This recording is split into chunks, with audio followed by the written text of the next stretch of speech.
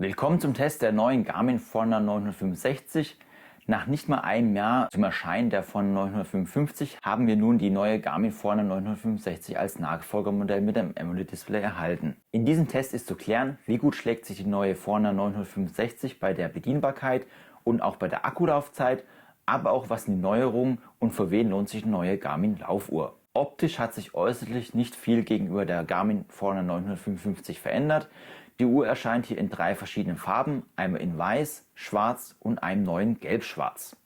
Eine Variante mit einem Solarpanel ist an dieser Modellserie dann nicht mehr vorhanden. Neu hinzu kommt auch, dass die Lünette nun aus Titan ist, was aber leider dennoch nicht vor kleinen Kratzern schützt. So habe ich auch während meines Tests hier schon kleine Kratzer abbekommen. Durch das Gewicht von 52 Gramm ist die Uhr auch wirklich sehr leicht und angenehm zu tragen.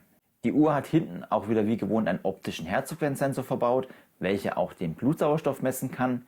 Ebenfalls haben wir hier auch wieder einen barometrischen Höhenmesser dabei, welcher euch auch vor einem Unwetter warnen kann. Zu guter Letzt rundet der Temperatursensor bei den eingebauten Sensoren das Bild ab. Ihr habt darüber hinaus auch die Möglichkeit mit der Garmin Forerunner 965 sowohl über Bluetooth als auch über ANT Plus weitere Sensoren wie etwa Wattpedale, einen Brustgurt oder ein Stride Footpod mit der Uhr zu verbinden. Zu guter Letzt bietet auch der eingebaute WLAN-Chip die Option, eure Aktivitäten über das WLAN zu synchronisieren, und natürlich gibt es dann auch Over-the-Air-Updates. Einzig für das Update des Kartenmaterials soll das Ganze über Garmin Express erfolgen. Letzteres musste ich direkt nach der Auslieferung der Uhr machen, da hier noch nicht das aktuelle Kartenmaterial vorhanden war. Die Uhr kann hierbei in 2 verschiedenen Varianten bedient werden. Einmal habt ihr die Option, klassisch die Uhr über 3 Knöpfe links als auch die 2 Knöpfe rechts zu bedienen. Das mit einem Gorilla Glass DX geschützten 454 x 454 Pixel großen AMOLED-Display habt ihr auch die Option, das Ganze hier über Touch zu bedienen.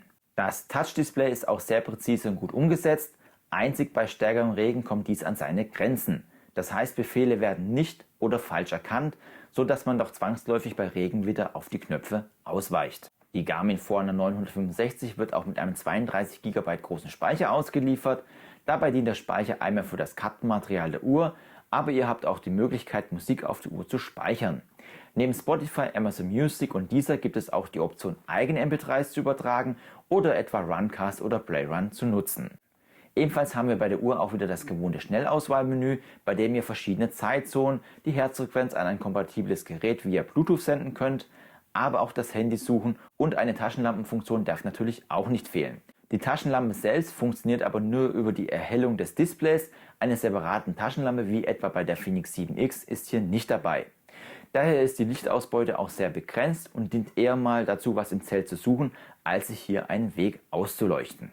Beim Thema Akkulaufzeit kann die Garmin Forerunner 965 wirklich überzeugen. Wie ich schon in meinem Akkutest gezeigt habe, ich verlinke dir mal da oben das Video, bin ich bei meinem Test auf insgesamt 3 Stunden Workout, welche ich hauptsächlich mit Navigation durchgeführt habe, auf etwa 5 Tagen Laufzeit gekommen. Dabei ist aber anzumerken, dass ich die Herzfrequenzmessung hier 24/7 durchgeführt habe. Der Pulsoximeter ist hier auf 24/7 durchgelaufen. Zudem habe ich das Schlaftracking genutzt, das heißt also Schlaf wurde dann auch aufgezeichnet, und ich hatte das Always-On-Display auf der Helligkeitsstufe 2 von 3 eingeschaltet. Darüber hinaus bestand die Belichtungszeit hier auf Mittel. Das heißt, wenn ihr die Parameter ändert und auch reduziert, sind hier auf jeden Fall deutlich längere Akkulaufzeiten möglich. Was die Akkulaufzeit der Aktivitäten angeht, so kam ich bei der Verwendung des Multiband-GPS und der Navigation auf etwa rund 12 Stunden Laufzeit. Bei der Verwendung des automatischen GPS, ich komme später im Teil des Videos nochmal genauer darauf ein, was das bedeutet, kam ich hier mit Navigation auf etwa 14 Stunden Laufzeit. Ohne Navigation sind das Ganze hier sogar auf 17 Stunden Laufzeit möglich. Auch hier wurde alles im Always-On-Display durchgeführt. Bei den Widgets haben wir wieder das Wetter-Widget, welches gegenüber der Forerunner 955 optisch sehr gut aufgehübscht wurde. So bekommt ihr direkt beim Aufrufen grafisch angezeigt, wie aktuell das Wetter ist. Bei Regen seht ihr animierte Regentropfen, bei der Bewölkung animierte Wolken und bei der Sonne gibt es natürlich dann hier eine Sonne, die angezeigt wird. Innerhalb des Wetter-Widgets bekommt ihr dann wieder detaillierte Prognosen, das heißt also für die nächsten Stunden, aber auch für die nächsten Tage, als auch die Informationen über den Taupunkt, den UV-Index und die Luftfeuchtigkeit. Beim Standort ist aber anzumerken, dass ihr hier den Standort der nächstgelegenen von Garmin unterstützten Wetterstation bekommt. Das heißt, es kann auch mal vorkommen, dass euer Standort etwa 15 Kilometer von des Standorts der Wetterstation abweicht. Neben dem Wetter gibt es auch wieder ein Sonnenaufgangs- und Untergang-Widget, natürlich mit der verbundenen Dämmerungszeit. Dabei habt ihr auch hier die Möglichkeit, hier in die Zukunft zu schauen, wie da in den nächsten Tagen die Sonne auf und Sonne untergeht. Was bei einer Fitness- und Sportuhr auch nicht fehlen darf, sind natürlich auch die Aktivitäts- bzw. die Tracking-Funktionen. So haben wir natürlich auch wieder einen Schrittzähler, einen Etagenzähler, aber auch einen Kalorientracker an Bord. Letzteres unterscheidet dabei zwischen Aktiv- und Passivkalorien. Hierbei ist aber wichtig, dass ihr beim Einrichten der Uhr dann euer Geschlecht, Größe, Gewicht, Alter auch richtig hinterlegt, damit die Uhr auch die Kalorienverbräuche hier richtig errechnen kann.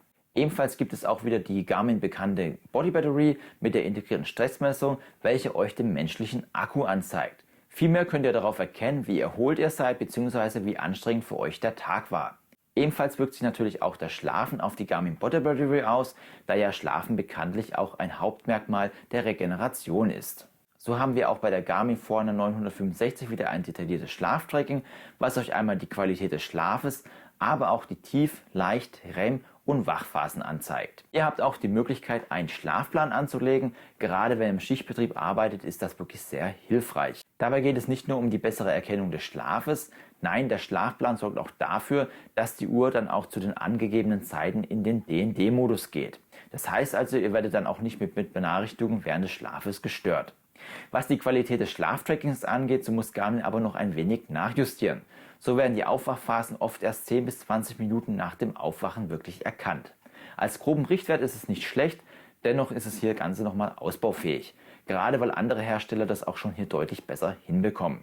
Ein guter Parameter für die Erholung beim Schlaf ist auch der HRV-Status oder auch besser genannt die Herzfrequenzvariabilität, welche Garmin auch hier bei der Forerunner 965 separat aufweist bzw. ermittelt. Der HRV-Status sagt aus, wie gut eure Regeneration beim Schlaf war, das heißt, ist euer Körper gut zur Ruhe gekommen und hat er sich gut von dem letzten Workout erholt. Nach 3 Wochen, sofern ihr das erste Mal eine Garmin-Uhr mit dieser Eigenschaft tragt, bekommt ihr das Ganze dann auch verständlich und nochmal grafisch angezeigt. Wieso nach 3 Wochen? Ganz einfach, die Uhr ermittelt hier individuell für euch euren Grundbasiswert und auf diese Basisdaten wird dann der HRV-Status ausgewiesen und wie gesagt, das Ganze ist dann für jeden hier individuell eingestellt. Wenn wir schon bei der Herzfrequenzvariabilität sind, können wir auch mal einen Blick auf den optischen Herzfrequenzmesser werfen. Ich habe diesen nun bei vielen Workouts getestet und man kann insgesamt sagen, dass dieser fürs Radfahren und fürs Laufen mittlerweile nahe an einen Brustgurt herankommt. Dabei ist aber wichtig, die Uhr wirklich eng am Handgelenk zu tragen, da es sonst hier zu Messfehlern kommt. Das Ganze sieht man hier ganz gut bei einem Intervalltraining, was ich gemacht habe. Hier war die Uhr nicht sehr gut angezogen und man kann hier deutliche Unterschiede gegenüber einem Brustgurt erkennen. Wenn die Uhr dann richtig sitzt, bekommen wir aber wirklich fast identische Werte gegenüber einem Brustgurt angezeigt. Im Vergleich zum HRM Pro-Gurt habe ich mal ein Workout ausgesucht, bei dem ich wirklich sehr viel gestanden bin, dann wieder losgefahren bin und man kann wirklich sehr gut erkennen, dass hier die Daten fast identisch abgebildet werden und man hier kaum Unterschiede zwischen einem optischen Sensor und einem Brustgurt erkennen kann. Das heißt, der Puls wird hier gleichmäßig rauf und runter erkannt. Lediglich beim Kraftsport solltet ihr auf alle Fälle noch einen Brustgurt tragen, da hier der optische Herzfrequenzsensor aufgrund der Bewegung das Ganze nicht ordnungsgemäß erfassen kann. Stichwort Workouts, kommen wir mal zu den Sportwidgets, welche die Garmin Forerunner 965 anbietet. So haben wir zum Beispiel die VO2 Max Messung, welches sowohl fürs Laufen als auch fürs Radfahren ermittelt wird. Beim Radfahren bekommt ihr diesen Wert aber nur, wenn ihr entweder Indoor oder Outdoor einen Leistungsmesser am Rad montiert habt. Ebenfalls wird der Laktatschwellenwert als auch eine 5 Kilometer, 10 Kilometer Halbmarathon und Marathon-Laufprognose anhand eures aktuellen Trainingszustands ermittelt. Natürlich gibt es auch wieder ein Widget zum Trainingszustand, bei dem ihr auf einen Blick seht, ob ihr Form aufbaut, Form abbaut, Form erhaltet oder übertrainiert seid. Einflussfaktoren sind dabei die aktuellen Trainingsbelastung, der Belastungsfokus, also wie ausgeglichen euer Training ist, die VO2 Max, der HRV-Status und die Erholungszeit. Was neu bei der Garmin Forerunner 965 eingeführt worden ist, ist das sogenannte Belastungsverhältnis. Um hier einen Wert zu erhalten, müsst ihr mindestens 2 Wochen trainieren, damit die Uhr hier Vergangenheitswerte hat. Dieses Verhältnis zeigt euch auf einen Blick an, wie euer kurzfristiges Training im Verhältnis zum langfristigen Training steht. Das heißt also, wenn ihr in der Vergangenheit eher locker trainiert hattet und hier niedrige Belastungswerte hattet und jetzt kurzfristig das Training anzieht, steigt der Wert hier über 1. Umgekehrt, wenn ihr das Training gegenüber der Vergangenheit reduziert, fällt der Wert hier unter 1. Im Prinzip ist das eine vereinfachte und verständliche Darstellung des Trainingsloads und soll euch einfach zeigen, ob ihr zukünftig Form auf- oder abbaut. Leider ist dieser Wert etwas im Trainingsload versteckt und ich hätte mir gewünscht, dass das Ganze etwas präsenter angezeigt wird. Ebenfalls bekommt ihr diesen Wert dann auch nochmal in der Garmin Connect App angezeigt und dabei habt ihr nochmal Möglichkeit, hier weiter in die Historie zu gehen. Zu guter Letzt haben wir auch noch das Trainingsbereitschaft-Widget, was euch ganz einfach veranschaulicht, ob ihr bereit für ein Training seid oder ob ihr etwas locker machen sollt oder gar eine Pause einlegen solltet. Der Hauptfokus des Widgets liegt hierbei auf die Regeneration, das heißt, hier wird auf den Schlaf geschaut, der Schlaf der letzten 7 Tage, euer Stress, die Erholungszeit, dann den Trainingsload und der HRV-Status. Aus der Erfahrung heraus kann ich sagen, dass der angegebene Wert doch immer stark mit meiner eigenen Empfindung übereingestimmt hat. Gerade für Anfänger ist doch ein gutes Hilfsmittel, die Trainings richtig einzuordnen, um seinem Körper die wichtigen Pausen zu geben, die er auch wirklich an dieser Stelle braucht. Ebenfalls unterstützt die Forna 965 auch das Radfahrvermögen-Widget, welches euch den aktuellen Belastungsfokus beim Radfahren anzeigt. Hier bekommt ihr zu jedem Punkt eine kleine Erläuterung, was das im Detail bedeutet, und so könnt ihr euch das Ganze dann nochmal im Detail anschauen. Darüber hinaus haben wir auch wieder das Wettkampf-Widget, bei dem ihr gezielt auf einen in Garmin-Kalender hinterlegten Wettkampf trainieren könnt. Hier könnt ihr etwa einen Wettkampf suchen oder auch eigene Wettkämpfe selbst im Kalender anlegen. Dabei könnt ihr euch dann Ziele setzen, wie etwa eine Zielzeit oder dass ihr einfach sagt, dass ihr generell hier bei dem Wettkampf dann ankommt. Die Uhr gibt euch dann hier für diesen Wettkampf einen eigenen Trainingsplan an. Der Trainingsplan ersetzt dann hier auch dann die täglichen Trainingsvorschläge, die auch hier mit der Uhr unterstützt werden. So habt ihr dann hier wirklich für das Event einen eigenen Trainer am Handgelenk. Neben dem Trainingsplan habt ihr dann auch eine Übersicht der Strecke, als auch eine Laufprognose für dieses Event und einen historischen Überblick der Temperaturen für diesen Tag. Ich habe zu dem ganzen Thema auch mal ein Video mit der Garmin Forna 255 gemacht. Da zeige ich nochmal im Detail, wie das Wettkampf-Widget funktioniert, was ihr machen müsst bzw. wie ihr das Ganze einrichten müsst. Wenn das für euch nicht genug Widgets sind, dann könnt ihr die Uhr natürlich auch wieder am Garmin Connect IQ Store verbinden. Hier bekommt ihr neben Widgets auch eine Vielzahl von Display-Designs, aber auch eigene Datenfelder für Workouts stehen hier zur Verfügung. Somit habt ihr auf jeden Fall die Option, die Garmin Forna 965 um weitere Funktionen zu erweitern. Wenn wir beim Thema Workouts sind, ist auch mal ein Blick auf die Verfügung stehenden Workouts interessant. So haben wir wieder die üblichen Verdächtigen wie etwa Laufen, Radfahren, Indoor und Outdoor. Beim Radfahren wird hier etwa zwischen normalen Radfahren, Tourenrad, Graveln, Cyclocross, E-Bike und E-Mountainbike, aber auch normales Mountainbike unterschieden, um hier mal ein paar Beispiele zu nennen. Aber Freiwasser, Bahnschwimmen, als auch Wintersport wie etwa klassisches Skifahren, Snowboarden, Skitouren oder auch Schneeschuhwandern sind hier mit dabei. Zu guter Letzt rundet Bouldern, Bergsteigen oder auch Triathlon bzw. Multisport das Bild ab. Das Ganze war aber jetzt nur ein ganz kleiner Auszug an Möglichkeiten der Garmin Forna 965, was die Sportaktivitäten angeht. Auch innerhalb der Aktivitäten bekommen wir hier wieder Neuerungen. So haben wir nun beim Laufen etwa die sogenannte angepasste Pace, die euch beim Laufen am Berg anzeigt, wie schnell ihr im Vergleich auf dem Flachen laufen würdet.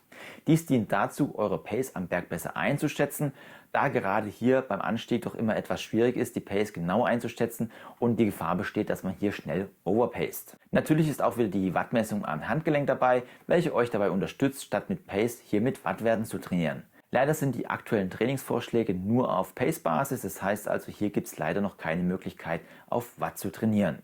Sowohl die angepasste Pace als auch die Wattmessung am Handgelenk reagieren nun sehr schnell und ihr habt bei der Umrechnung der Werte hier auch keine großen Verzögerungen mehr. Ebenfalls bekommt ihr sowohl beim Laufen als auch beim Radfahren wieder einen Stamina-Wert angezeigt. Die Kraftskala zeigt euch in eurem aktuellen Krafthaushalt beim Laufen bzw. beim Radfahren an. Dabei rechnet die Stamina-Funktion die mögliche Distanz, die ihr mit eurer aktuellen Anstrengung erreichen könnt. Hierbei habt ihr dann gut die Möglichkeit, sowohl beim Wettkampf als auch beim aktuellen Workout das Ganze hier wirklich optimal einzuteilen. Dabei ist aber wichtig zu wissen, dass beim Radfahren hier ein Leistungsmesser benötigt wird, sonst bekommt ihr keinen Stamina-Wert fürs Radfahren. Was neu hinzukommt, sind nun auch die Laufeffizienzwerte am Handgelenk, besser gesagt hier die Messung der Laufeffizienzwerte ohne zusätzliche Hardware. Die Werte sind gerade für fortgeschrittene Läufer interessant, die hier ihre Pace über die Lauftechnik verbessern möchten. Das heißt, die Garmin Forna 965 misst sowohl die vertikale Bewegung, das vertikale Verhältnis, die Schrittlänge und die Bodenkontaktzeit. Also die gleichen Werte wie zum Beispiel auch ein Garmin HRM Pro Gurt an dieser Stelle misst. Einzig die Laufbalance kann die Garmin Forna 965 nicht am Handgelenk messen. Dafür benötigt ihr auf jeden Fall noch ein Brustgurt oder den Laufpod, die das Ganze unterstützen. Wenn man nun die Werte zwischen der Garmin Forerunner 965 und einem HRM ProGuard vergleicht, kann man sehr gut erkennen, dass sowohl die Bodenkontaktzeit, also die Zeit, wie lange ihr mit einem Fuß auf dem Boden verbringt, als auch die Schrittlänge sehr gut im Vergleich zum Gurt erkannt werden. Lediglich bei der vertikalen Bewegung, also einfach gesagt bei der Hoch- und Tiefbewegung beim Laufen, bekommen wir hier große Abweichungen zwischen Gurt und Uhr. Dies hat dann auch zur Folge, dass das vertikale Verhältnis, also die vertikale Bewegung geteilt durch die Schrittlänge, ebenfalls deutlich vom Gurt abweicht. Das heißt also, wenn du im Leistungssportbereich unterwegs bist, ist an dieser Stelle der HRM ProGuard oder der PlusGuard bzw. Laufpod immer noch eine zwingende Notwendigkeit, um hier die Laufeffizienzwerte zuverlässig zu ermitteln. Dennoch sind die Werte für den Einstieg in das Thema Laufeffizient ein erster Schritt, um sich hier näher mit dem Thema zu befassen. Ein weiteres spannendes Thema ist auch die Navigation. Ihr habt hier die Möglichkeit, zum Beispiel über Garmin Connect oder Komoot hier geplante Strecken abzufahren oder auch abzulaufen. Ebenfalls könnt ihr euch an Points of Interest navigieren lassen oder über das Roundtrip-Routing von der Uhr selbst 3 Strecken auf Grundlagen einer von Garmin hinterlegten Heatmap errechnen lassen. Bei der Navigation selbst bekommt ihr eine detaillierte Kartenansicht, bei dem die Strecken abgebildet wird. Die Karte selbst weist auch in Städten hier Straßennamen auf, falls ihr euch mal hier orientieren müsst, beziehungsweise wenn ihr auch nur mit der Karte mal unterwegs seid, könnt ihr das Ganze dann hier auch als Stadtplan nutzen. Leider kommt es hin und wieder vor, dass Garmin nicht alle Abbiegehinweise anzeigt. Man kann so mit etwa 1-2% der Hinweise rechnen, welche nicht angezeigt werden. Solltet ihr aber mal von der Route abkommen, bekommt ihr so etwa nach 20-30 Meter ein Signal auf die Uhr, dass ihr von der Route seid. Ein Rerouting, wie ihr das etwa von den Garmin Edge Geräten kennt, gibt es an dieser Stelle nicht. Wenn man eine Aktivität aufzeichnet, ist natürlich dann auch das GPS-Signal und die gemessene Entfernung interessant. So bietet die Garmin Forerunner 965 sowohl GPS, GLONASS als auch Galileo. Davon steht ja in der Einstellung aber nichts. Vielmehr bekommt ihr hier die Anzeige nur GPS, alle Systeme, alle plus Multiband und die automatische Auswahl bzw. SatIQ angezeigt. Hierbei ist die Option alle plus Multiband das beste GPS, was Garmin hier anbietet, aber auch das mit dem höchsten Stromverbrauch. Gerade zwischen Bergen, Wäldern oder in der Stadt, also in den Standorten, bei denen es schwer ist, Satellitensignale zu bekommen, ist das eine optimale Option für den Einsatz. Wie wir sehen, bekommen wir hier auch wirklich ein sehr schönes, sauberes GPS-Bild angezeigt. Auch im Vergleich zur Apple Watch Ultra schneidet die Forerunner 965 sehr gut ab und gibt genau den Weg wieder, den ich hier an dieser Stelle gelaufen bin. Eine weitere Alternative ist auch hier die automatische Auswahl. Viele kennen es auch als SatIQ. Hier entscheidet die Uhr auf Grundlage der Signalstärke, wann sie auf Multiband oder nur auf die Option alle Systeme einschalten muss. Da gerade im freien Gelände Multiband aufgrund der guten Signalstärke nicht nötig ist. Auch hier bekommen wir ein sehr ordentliches Bild angezeigt. In meinem Test lagen zwischen Multiband und SatIQ oft nur 30-50 Meter Abweichung, auch wenn ich im Wald unterwegs war. Daher würde ich generell zu SatIQ raten, da es einfach längere Akkulaufzeiten innerhalb einer Aktivität bietet. Ja, dann kommen wir auch schon zum Fazit der Uhr. Ich muss sagen, für mich ist die Forerunner 965 eine der besten Forerunner-Uhren, die ich bis jetzt getragen habe. Ihr bekommt wirklich ein sehr gutes Display, es ist wirklich gestochen scharf, man kann wirklich alles sehr gut ablesen. Die Akkulaufzeit ist auch wirklich sehr zufriedenstellend. Ich hatte jetzt zwar nur 5 Tage, aber da habe ich auch wirklich alles auf maximal genutzt. Das heißt also, die Laufzeiten sind hier deutlich auch länger möglich. Darüber hinaus haben wir auch wirklich einen sehr großen Funktionsumfang. Ich habe jetzt gar nicht alles genannt. Ihr habt auch die Möglichkeit zum Beispiel hier einen Pace Pro Plan zu erstellen. Das heißt also beim Laufen hier eine Zielzeit festzulegen, dann werdet ihr geleitet. Das Ganze geht auch fürs Radfahren mit einem Power Guide. Da braucht ihr natürlich dann wieder ein Leistungsmesser, dann bekommt ihr Wattwerte angezeigt, um auch hier die Zielzeit zu erreichen. Oder auch natürlich Sicherheitsfunktionen wie das Live-Track und Alarmfunktionen sind auch noch enthalten. Ihr seht, die Uhr hat wirklich einen riesen Umfang, was hier die Funktion angeht. Daher kann ich auch sagen, die Garmin Forerunner 965 ist eine wirkliche Alternative zu der etwas teuren Garmin Apex 2. Die Apex 2 ist zwar noch mal etwas robuster, hat noch ein paar Aktivitäten mehr und auch noch ein paar Funktionen hier und da etwas mehr.